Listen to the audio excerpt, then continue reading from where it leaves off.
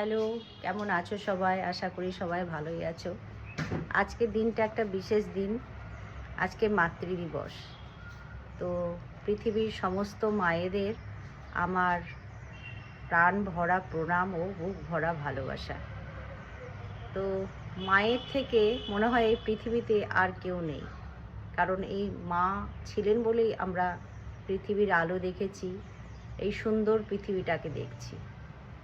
আর আমার তো সকাল থেকেই মায়ের কথা খুব মনে পড়ছে। মায়ের একটা রিলস পোস্ট করেছি, তো দেখছি আর চোখ দিয়ে জল পড়ছে। কারণ আমার মা তো অসুস্থ, আর 5টা মায়ের মতো না। আমার মায়ের একটা কিডনি নেই, আরও অনেক সমস্যা আছে, অনেক অপারেশন। শরীর ফুলে গেছে, তোমরা ছবিতে দেখবে মোটা, কিন্তু মা মোটা না, ওটা রোগে ফুলেছে। তো যাই হোক, ওরকম করেই বেঁচে আছেন।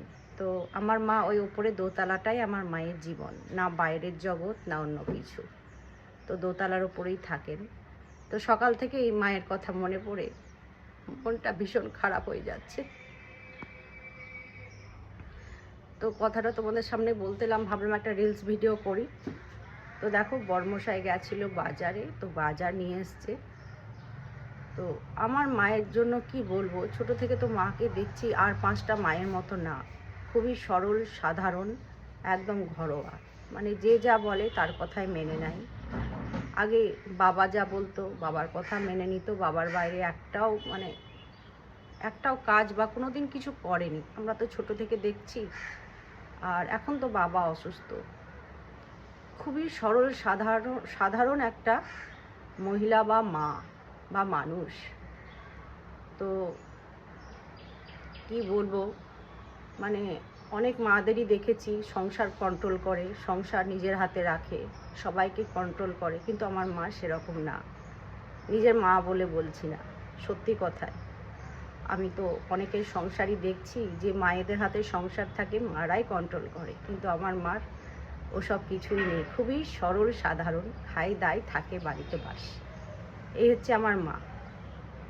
তো মাকে নিয়ে কি বলবো, মায়ের মানে কোনো কথাই শেষ হবে না মাকে বলতে গেলে। খুবই কষ্ট করেছে বিয়ে হয়ে থেকে, এই ছোট্টবেলা থেকে বিয়ে হয়েছে। তো কোনো দিন আমাদের খারাপ শিক্ষা দেয়নি, সব সময় ভালো শিক্ষা দিয়েছে। সব সময় মা বাবা এরকম আমাদের মা বাবা। অনেকের মায়েরা কী করে, মেয়েদের সংসারে মানে নাক গলায়, মেয়েদেরকে অনেক বুদ্ধি দেয়, কিন্তু আমার মা বা বাবা এসব কোনো দিনই করেনি। সব সময় বলবে নিজের কর্ম করে যাও, তোমরা নিজের কর্ম করো, ঈশ্বর আছেন, ঈশ্বর দেখবেন। তো যাই হোক, ওসব কথা মানে বলতে গেলে আমার চোখ দিয়ে জল চলে আসে। আজ যেহেতু মাতৃদিবস, তো ভাবলাম মাকে নিয়ে কিছু কথা বলি। তো মাকে নিয়ে কী বলবো, মা তো অসুস্থ, আর এখন তো বাবাও অসুস্থ। তো আমি যখন আসি, ভোটের পরে যখন গেছিলাম শ্বশুরবাড়ি থেকে বাবার বাড়ি, আসার সময় মা খুব কান্নাকাটি করছিল। বাবা যেহেতু এখন অসুস্থ, বিছানায় পড়ে গেছে। তো মনটা ভীষণ খারাপ। তো পুরনো ছবিগুলো দেখছিলাম, আমারও খুব মনটা খারাপ করছিল। সকাল থেকে চোখ দিয়ে জল পড়ছে। তো দেখো, বর্মশাই বাজার গেছিলো, তাই তোমাদের দেখাবো বলে ক্যামেরাটা অন করলাম। তো এই দেখো, সকালে যে কলা নিয়ে এসছে, এখানে এই যে নিয়ে এসছে পেয়ারা, আর এই যে আঙ্গুর নিয়ে এসছে, এই দুধ, এই সব নিয়ে এসছে, দুধের প্যাকেট, ভিমবার সাবান শেষ হয়ে গেছিলো। আর আজ যেহেতু রবিবার, ছেলে বাড়িতে আছে, তাই দেখো গরম গরম জিলিপি নিয়ে এসছে। তো এই ছিল বাজার। তো ভিডিওটা এখানেই শেষ করব। আর আজকে মাছ আনতে বলিনি, কারণ ফ্রিজে আমার মাছ আছে।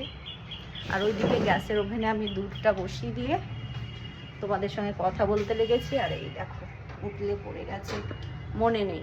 দুধটা বসিয়ে দিয়ে মানে দরজাটা খুলতে গেছিলাম, বর্মশাই বাজার থেকে এলো। তো এই হয়, মাঝে মধ্যে ভুলে যায়, এই হচ্ছে ব্যাপার। তো আমারও শরীর ভালো যায় না, সকাল থেকে আমারও মেডিসিন চলে। এই নিয়েই চলতে হয়, এই নিয়েই সংসার আমাদের সবার চলতে হবে। চলো, সবাই ভালো থেকো। আর পৃথিবীর সকল মায়েদের আমার শতকোটির প্রণাম। সকল মায়েরা ভালো থাকবেন, সুস্থ থাকবেন, সাবধানে থাকবেন।